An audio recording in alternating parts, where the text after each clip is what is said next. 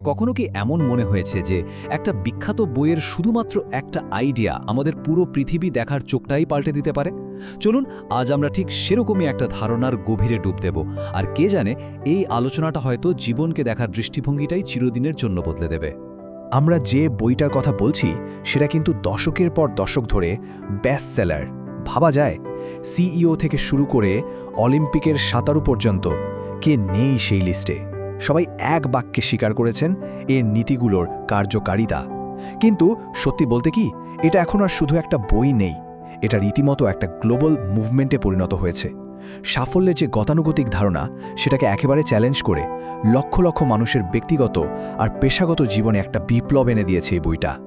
কিন্তু এতগুলো অভ্যাসের মধ্যে আসল কোন আইডিয়াটা লুকিয়ে আছে এর গভীরে?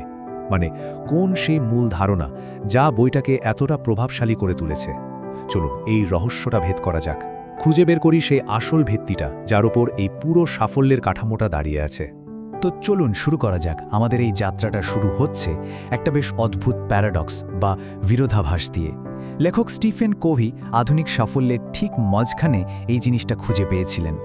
ব্যাপারটা অনেকটা এরকম, ধরুন কেরিয়ারে একদম চূড়ায় পৌঁছে গেছেন একজন, বড় পোস্ট, নাম ডাক, টাকা পয়সা কিচ্ছু বাদ নেই, কিন্তু দিন শেষে ব্যক্তিগত জীবনের শান্তিটা উধাও। পরিবারের সাথে, ছেলেমেয়ের সাথে সেই গভীর সম্পর্কটা আর নেই। মাঝে মাঝে আয়নার সামনে দাঁড়ালে নিজেকেই কেমন অচেনা লাগে। মানে বাইরের এই চাকচিক্য, এই সাফল্য ভেতরের শূন্যতাটা কিছুতেই পূরণ করতে পারছে না। তো কোভি এই প্যারাডক্সটার কারণ হিসেবে দুটো একেবারে আলাদা নৈতিকতার ধারণা আমাদের সামনে এনেছেন। এই দুটোই কিন্তু সাফল্যের দুটো ভিন্ন পথের কথা বলে। এই যে স্লাইডটা দেখছেন, এটাই কিন্তু এই বইয়ের মূল রহস্যের চাবিকাঠি। একটু খেয়াল করে দেখুন, এখানে দুটো আলাদা যুগের সাফল্যের ধারণার মধ্যে একটা আকাশ পাতাল তফাৎ দেখানো হয়েছে। প্রথম বিশ্বযুদ্ধের আগে সাফল্যের ভিত্তি ছিল চরিত্রনীতি বা ক্যারেক্টার এথিক, মানে সত্যতা, নম্রতা, সাহস, এই সব গুণ। কোভি এগুলোকে বলেছেন প্রাইমারি গ্রেটনেস বা প্রাথমিক মহত্ব। কিন্তু এরপরেই পুরো ফোকাসটা সরে যায় ব্যক্তিত্বনীতি বা পার্সোনালিটি এথিকের দিকে। তখন মুখ্য হয়ে ওঠে পাবলিক ইমেজ, কমিউনিকেশন স্কিলস, মানে কুইক ফিক্স আর কি। আর এটাকে বলা হচ্ছে সেকেন্ডারি গ্রেটনেস বা গৌণ মহত্ব। কোভির মতে আমাদের আধুনিক সমস্যার আসল জটটা কিন্তু এখানেই। এই চরিত্র আর ব্যক্তিত্বের তর্কটা আমাদের আরও একটা গভীর প্রশ্নের দিকে ঠেলে দেয়। আচ্ছা, আমরা আসলে পৃথিবীকে কিভাবে দেখি? এটা কিন্তু শুধু সাফল্যের কৌশল নয়, ব্যাপারটা তার থেকেও অনেক গভীর। এটা আমাদের একেবারে চেতনার মূলে গাথা। চলুন পরের ধাপে গিয়ে দেখি কিভাবে এই জিনিসটা আমাদের দৃষ্টিভঙ্গি বা পার্সপেক্টিভ তৈরি করে। কোভি এখানে প্যারাডাইম বা দৃষ্টিভঙ্গির ধারণাটাকে একটা ম্যাপ বা মানচিত্রের সাথে তুলনা করেছেন। ভাবুন তো, একটা শহরের ম্যাপ কিন্তু আসল শহরটা নয়, তাই না? ওটা শুধু শহরটার একটা রিপ্রেজেন্টেশন। ঠিক তেমনি আমাদের মনের ভেতরে এই জগৎ সম্পর্কে যে ধারণা বা ছবিটা আছে, সেটাই হলো আমাদের প্যারাডাইম। এটা হলো বাস্তবতার একটা ব্যাখ্যা, কিন্তু খোদ বাস্তবতা নয়। আমরা তো প্রায় সবাই ধরেই নিই যে আমরা যা দেখছি সেটাই আসল সত্যি, তাই না? কিন্তু একবার ভেবে দেখুন তো, যদি আমাদের এই মানসিক ম্যাপটাতেই কোনো ভুল থাকে, তাহলে কি হবে? আমাদের সব কঠিন পরিশ্রম, সব চেষ্টা, সবকিছু সত্ত্বেও আমরা কিন্তু ভুল দিকেই এগোতে থাকব। চলুন এটা নিয়ে একটা ছোট্ট পরীক্ষা হয়ে যাক। স্ক্রিনে বাম দিকের যে ছবিটা আছে, ওটার দিকে কয়েক সেকেন্ড মনোযোগ দিয়ে তাকান।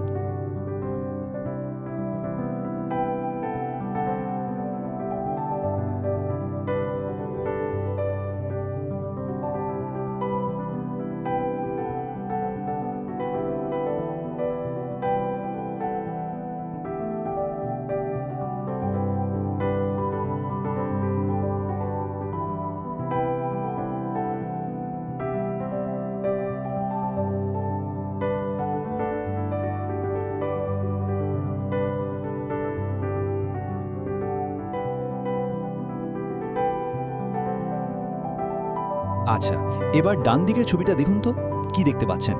বেশিরভাগ ক্ষেত্রেই উত্তরটা হবে একজন ফ্যাশনেবল তরুণী, তাই তো? কিন্তু যদি বলি এই ছবিতে আরও কিছু একটা লুকিয়ে আছে যেটা হয়তো চোখেই পড়েনি, কি হবে যদি প্রথম দেখায় যা মনে হয়েছিল তা আসলে পুরো সত্যিটা না হয়? এবার আবার ভালো করে দেখুন। দেখতে পাচ্ছেন, তরুণীর চিবুকটাই কিন্তু বৃদ্ধার নাক, আর গলার হাটটা হলো বৃদ্ধার মুখ। দেখলেন তো, একই ছবিতে একজন তরুণী আর একজন বৃদ্ধা, দুটোই আছে। এই ছবিটা দারুণভাবে একটা জিনিস প্রমাণ করে, দুজন মানুষ একই জিনিস দেখেও দুটো সম্পূর্ণ আলাদা ব্যাখ্যা দিতে পারে। এবং মজার ব্যাপার হলো, দুজনেই কিন্তু নিজের নিজের জায়গা থেকে ঠিক। আমাদের আগের অভিজ্ঞতা, আমাদের কন্ডিশনিং ঠিক এভাবেই আমাদের দেখার চোখটাকে তৈরি করে দেয়। আর যখন আমাদের এই মানসিক ম্যাপ বা প্যারাডাইমটা হঠাৎ করে বদলে যায়, তখন আমাদের কাছে পুরো পৃথিবীটাই যেন বদলে যায়। কোভি ঠিক এই রকমই একটা অবিশ্বাস্য পরিবর্তনের কথা বলেছে, যেটা তার নিজের জীবনেই ঘটেছিল। ঘটনাটা এক রবিবারের সকালের নিউ ইয়র্কের একটা সাবওয়েতে। কবি এক অসাধারণ প্যারাডাইম শিফটের অভিজ্ঞতা লাভ করেন। পরিবেশটা বেশ শান্ত ছিল, সবাই নিজের মতো চুপচাপ বসে আছে। কিন্তু হঠাৎ করেই সেই নিস্তব্ধতাটা ভেঙে গেল। এক ভদ্রলোক তার বাচ্চাদের নিয়ে কামরায় উঠলেন, আর বাচ্চারা উঠেই যা শুরু করল, প্রচণ্ড চেঁচামেচি, দৌড়াদৌড়ি, জিনিসপত্র ছোড়াছুড়ি, একটা হুলস্থুল কাণ্ড। অথচ তাদের বাবা পাশেই বসে আছেন, চোখ বন্ধ করে নির্বিকার, যেন কিছুই হচ্ছে না। স্বাভাবিকভাবেই কোদি এবং অন্য যাত্রীরা খুব বিরক্ত হচ্ছিলেন। শেষমেশ আর থাকতে না পেরে তিনি লোকটাকে কিছু একটা বলার সিদ্ধান্ত নিলেন। ভদ্রলোকের উত্তরটা ছিল খুব শান্ত, কিন্তু ওই একটা বাক্যই যেন সবকিছু ওলটপালট করে দিল। এক মুহূর্তে কোভির পুরো পৃথিবী দেখার চোখটাই পাল্টে গেল।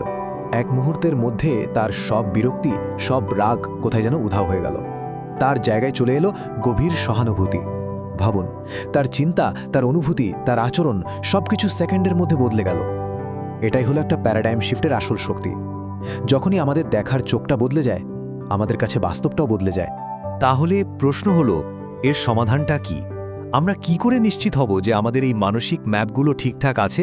কোভির মতে এর উত্তরটা লুকিয়ে আছে আমাদের প্যারাডাইমগুলোকে কয়েকটা অপরিবর্তনীয় নীতির সঙ্গে মিলিয়ে নেওয়ার মধ্যে। আমাদের ম্যাপ মানে আমাদের প্যারাডাইম ভুল হতে পারে, কিন্তু আসল যে জগৎটা সেটা কয়েকটা নীতি বা প্রিন্সিপাল দিয়ে চলে। এগুলো হলো প্রাকৃতিক নিয়ম, একদম মাধ্যাকর্ষণের মতোই বাস্তব। যেমন ধরুন সততা, ন্যায়বিচার, মর্যাদা। আমরা এই নিয়মগুলো ভাঙতে পারি না, বরং এগুলোর বিরুদ্ধে চলতে গেলেই আমরা নিজেরাই ভেঙে পড়ি। এই পুরো ধারণাটা একটা দারুণ গল্পের মাধ্যমে খুব সহজে বোঝা যায়। গল্পটা একটা যুদ্ধজাহাজকে নিয়ে, যেটা গভীর সমুদ্রে ঘন কুয়াশার মধ্যে দিয়ে চলছিল। ক্যাপ্টেন সামনে একটা আলো দেখতে পেলেন, যেটা সোজা তাদের দিকেই আসছে। সংঘর্ষ এড়ানোর জন্য তিনি ওদিক থেকে আসা জাহাজকে বার্তা পাঠালেন, তোমাদের গতিপথ 20 ডিগ্রি পরিবর্তন করো। কিন্তু ওপাশ থেকে উত্তর এলো, বরং তোমাদেরই গতিপথ 20 ডিগ্রি পরিবর্তন করা উচিত। ক্যাপ্টেন তো এবার রেগে আগুন।